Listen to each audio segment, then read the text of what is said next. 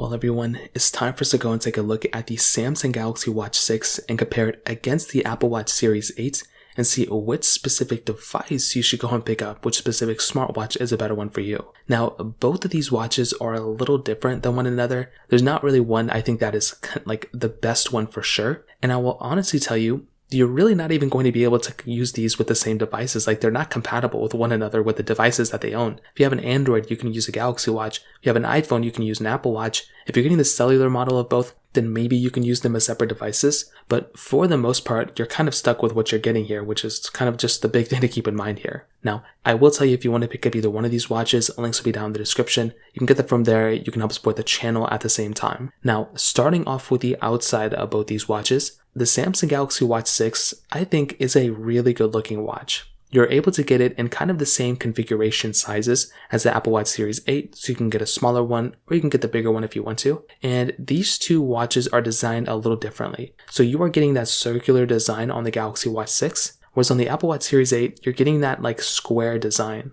Now, I do think that square design on the Series 8 is great and it's really iconic for that type of watch, but I definitely do think with the Watch 6, it looks more like a standard watch that you'd buy. So that's probably just one thing to keep in mind there.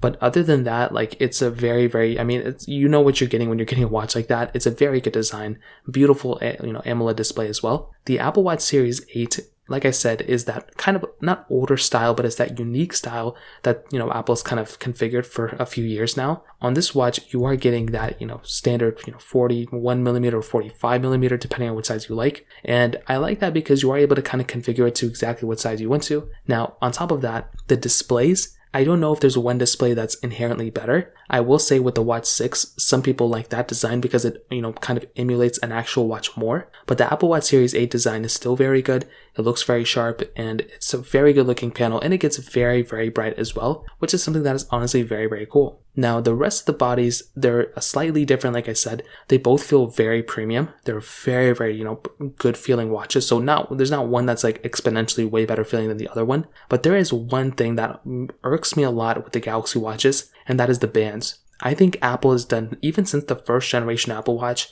they've done a really good job at how to insert the bands and detach the bands. It's a very easy, basic process. And anytime anytime I attach a band on the Apple Watch, it clicks into place. Like, I know exactly what's going on when I click it, those specific Apple Watches into place, and the bands never fall out, which is cool. For some reason, on the Samsung Galaxy Watch 6, those bands, it's just a really hard process for me to insert the bands and take them out. I've tried a lot of other bands, and I've even with previous Galaxy watches, they've changed the band layout a little bit. It's still the same process. Now you have to hold down the button to put the prongs in a little bit, and it's not a good feeling. I just don't like it. I don't feel like I have a secure fit when I attach those bands too. With my Apple Watches, completely different story. I always harp on this every year, but it's a very important thing to me because it's probably the one thing that's going to save your Apple Watch or your Samsung Galaxy Watch from falling off your wrist. So take that as you will. I feel like Apple dominates in that band market, and I really hope Samsung kind of improves it.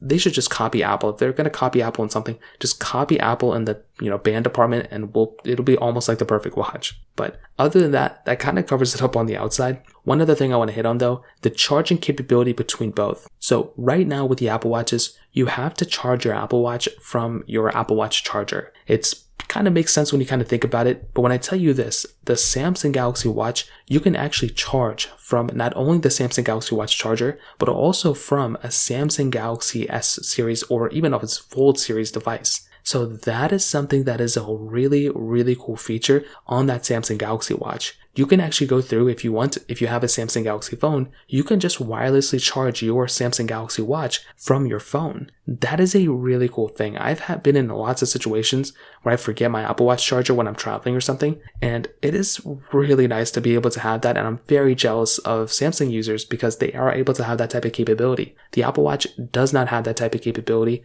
and Apple should be implementing it. I'm still surprised they haven't done it, but that is one feature I really, really hope in the future Apple actually ends up implementing. That'd be really cool. Now, the rest of the features between these watches, there's a lot of similarity, but there's also some differences. The big thing to keep in mind here is that between both watches, for the things I would normally do on my watch, they're going to be giving me the exact same type of experience. So with my Samsung Galaxy Watch 6, I'm going to basically just check notifications. I'm going to make sure, I'm on time for things. I'm going to check, my workouts, if I'm going on a run, if I'm doing anything like that. My Galaxy Watch is going to be there for me, so then I can go ahead and kind of keep track of those things. With our Apple Watches, it's the same exact thing for me. I don't really see myself using certain features more so than the other ones between these two watches. And that's just kind of how it goes. I've always had a really good battery life from all these, the latest Samsung Galaxy or the latest Apple Watches. I've had a really good battery life and really good performance from them. So I haven't really had too many issues from that perspective. It's pretty much always been from things like certain tiny features like, notification layout or like using certain tiny features between, the watches.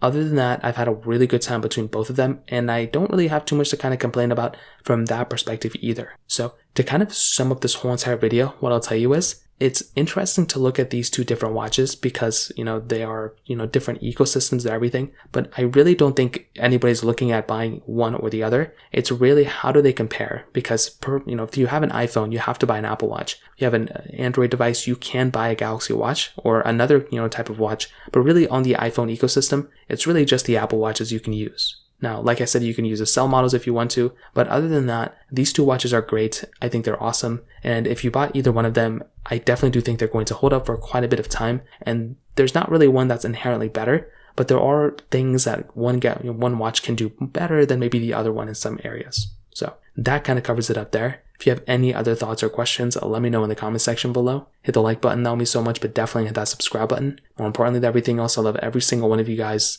Hopefully I'll catch you guys in the next video. Peace out till then.